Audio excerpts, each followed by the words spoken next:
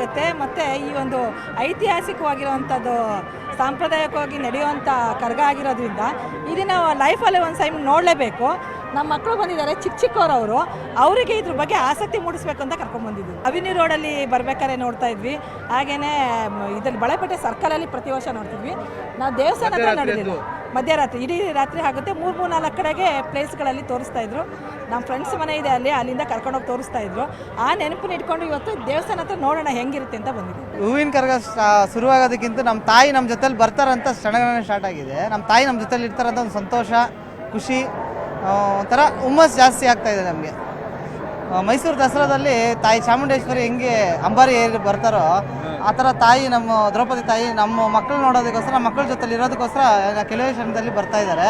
ಅದೇ ತುಂಬ ಸಂತೋಷ ನಮಗೆ.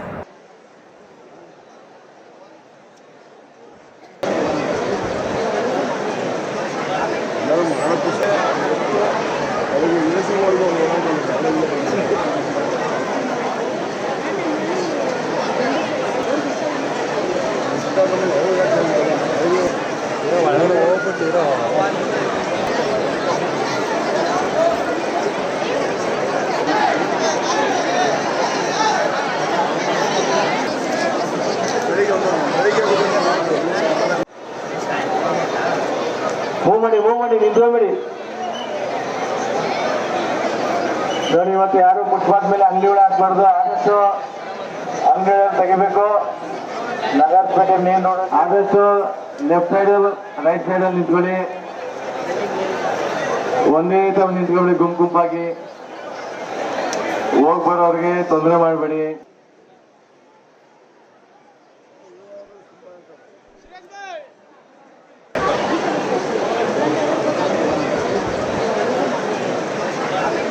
ಮಾಡೋಕ್ಕೂ ಸಾಧ್ಯವಿಲ್ಲ. ತೆಗಿಬೇಕಂದಾಗ ಸಾಧ್ಯವೂ ಇಲ್ಲ. ಇದು ವಿಷಯ ಹೆಸರಿದ್ದೀನಿ.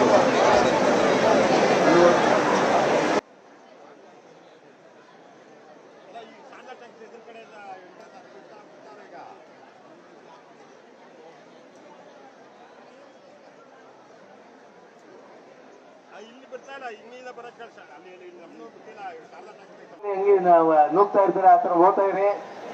ಒಂದೇ ಬೇರೆಯವ್ರಿಗೂ ಹಿಂದೆ ಇರೋರ್ಗು ಮುಂದೆ ನೋಡ್ಕೊಂಡು ಹೋಗ್ತಾ ಇರಿ. ಅವಕಾಶ ಮಾಡ್ಕೊಡಿ. ಒಂದೇ ತವ ನಿಲ್ಬೋದು. ಆಮೇಲೆ ಒಬ್ರು ಮಿಸ್ ಆಗಿದ್ರು. ಸ್ಪೀಕರಲ್ಲಿ ಹೇಳಿದ್ಮೇಲೆ ಆಮೇಲೆ ಅವರಿಬ್ರು ಒಂದಾಗಿ ಹೋದ್ರು. ಆದಷ್ಟು ಸಹಕರಿಸಿ. ಜನ ಒಂದೇ ತವ ನಿಂತ್ಕೊಂಬಿಡಿ. ಫೋಟೋ ತೆಗಿಯೋರ್ಗ ಕುತ್ಕೊಂಡಿದ್ದೀರಿ. ಬೇರೆಯವರಿಗೆ ಭಕ್ತರಿಗೂ ಸಹ ಅವಕಾಶ ಮಾಡಿಕೊಡ್ಬೇಕಾಗುತ್ತೆ. ತಾವುಗಳು ಸಹ ಅವಕಾಶ ಮಾಡಿಕೊಡಿ. ಯಾವುದೇ ನುಗ್ಗಲಿಗೆ ಅವಕಾಶ ಆಸ್ಪದ ಕೊಡಬೇಡಿ. ಏನು ಪೊಲೀಸ್ನವರು ತಮ್ಗೆ ಏನು ಸೂಚನೆ